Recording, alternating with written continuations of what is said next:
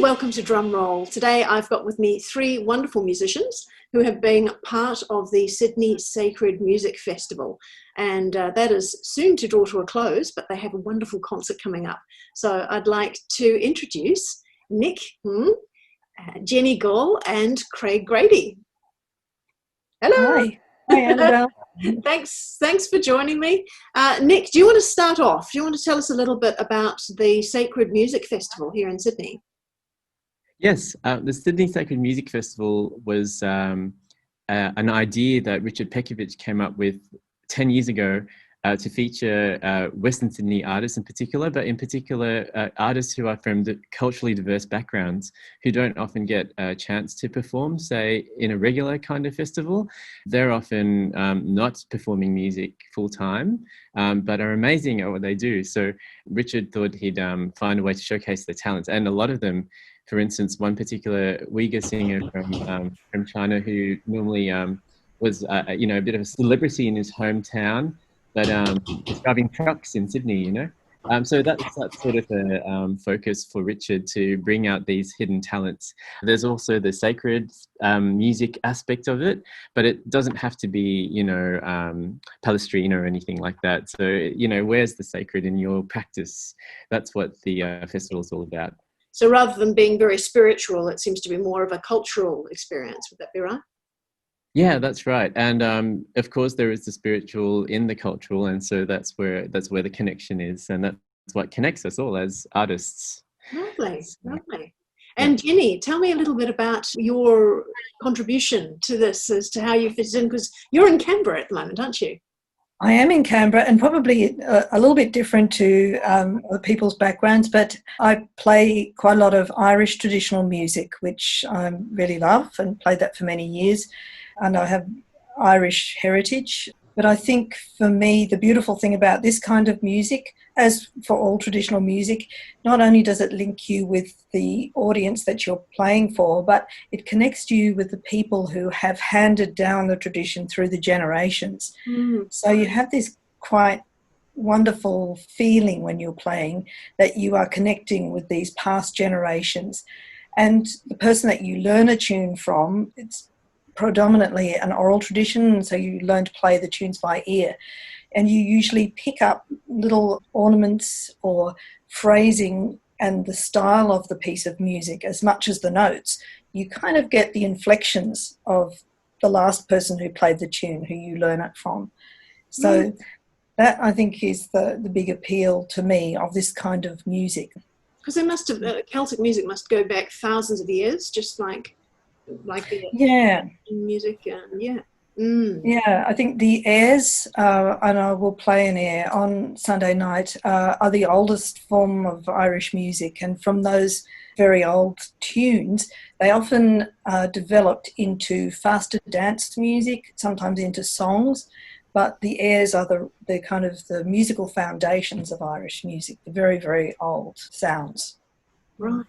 And I wonder how much it's changed as you go through thousands of years. Isn't that interesting as well? Wouldn't it be neat to be able to take it back like 1,000 years ago and see how many of the influences were kept preserved?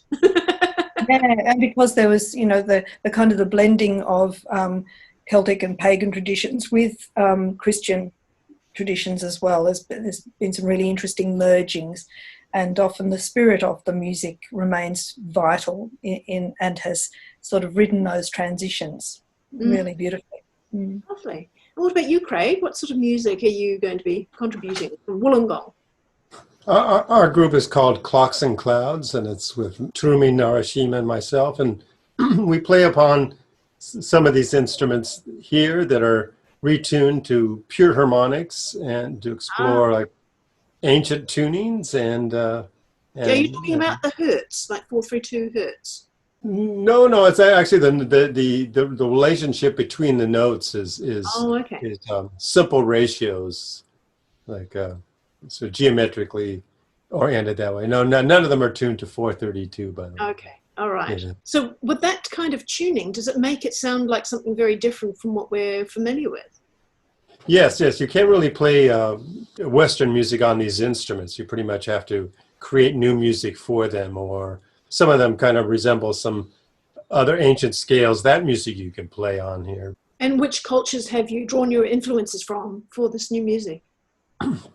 This particular set of instruments, this ensemble, is probably reminiscent of Indonesian gamelan. Probably that's the closest thing. But whereas they might only have 5 or 7 notes, these have 12 notes, or the one instrument here actually has 37 tones in the octave.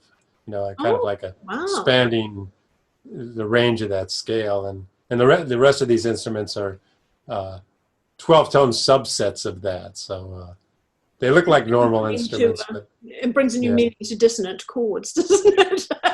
well, because it's tuned to pure harmonics, it's a very consonant sound. I have a background in doing experimental music, and I realized, I really wasn't so much interested in exploring dissonance as much as I was interested in exploring new consonants. So right. So the effect on people when they listen to it, what can they expect? Is this going to be like something very relaxing, or something that'll be upbeat? It tends to be very relaxing to people not used to it. I think because I'm used to it, I try and make it more energetic. So it's like the tuning is doing one thing, and then I'm trying to create some vitality with it also at the same time. So very interesting dynamic in there. Yeah. So let's come back to you, Nick. How big a festival is it each year? Like, it's been going for a few days now?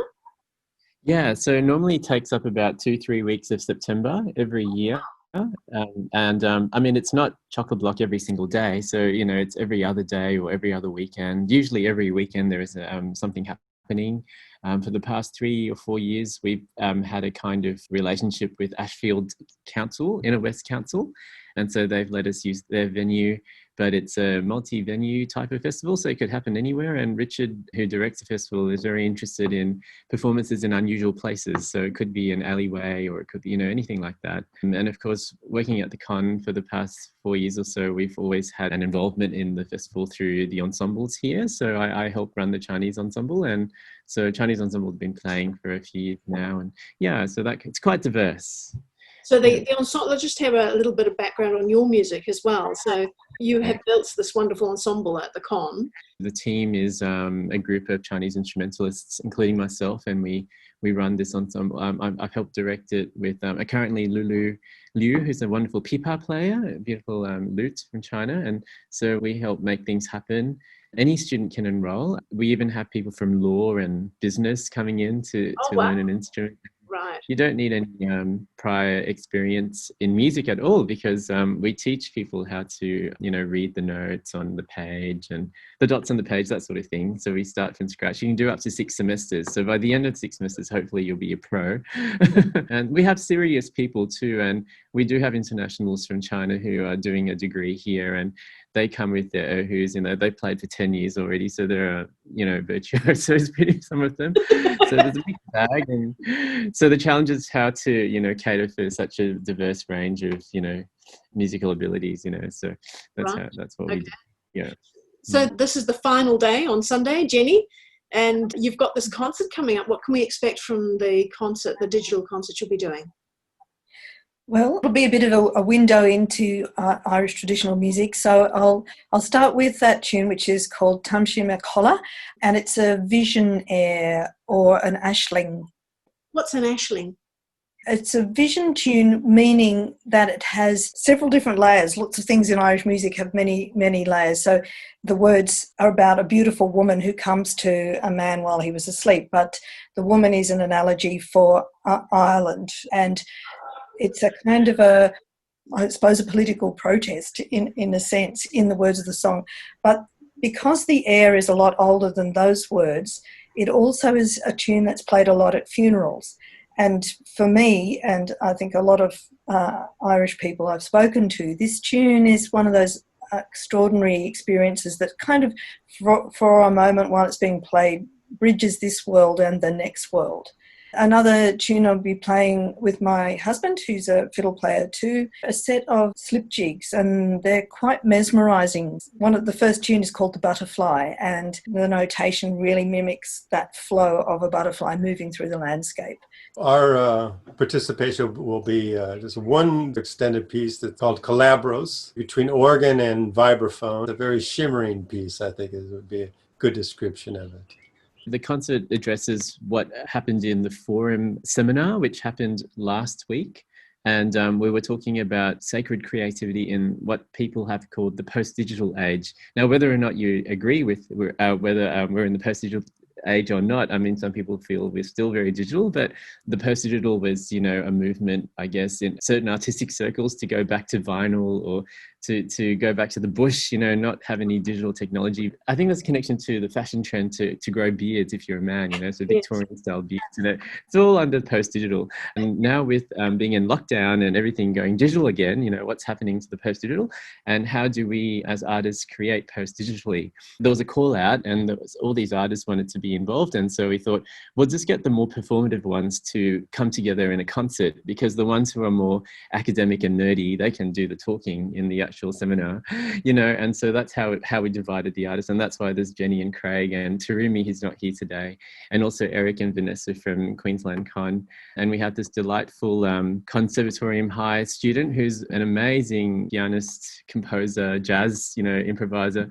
And there's sort of a link to the sacred in his music too. So that's why I thought I'd bring all these amazing people together. Wonderful, wonderful. So the concert itself is going to be on Sunday, the 20th of September, between 3 and 4:15 p.m. Eastern Standard Time in Australia. So I'll put below this a few of the other time zones just to help you figure out where it is based on where you are in the world as well. It's a free event.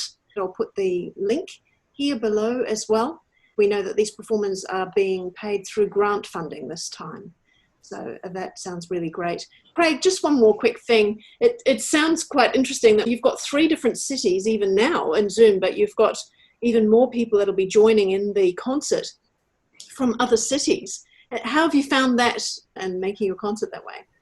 I really like the idea of working online, because since I try to do totally acoustic concerts without amplification, it's very nice that people can hear these instruments that they wouldn't ordinarily be able to hear, because sometimes there's a certain range of touring I can do, and past that range it's not practical. But much easier to put it in that way. Much easier with a fiddle though, right, Jenny?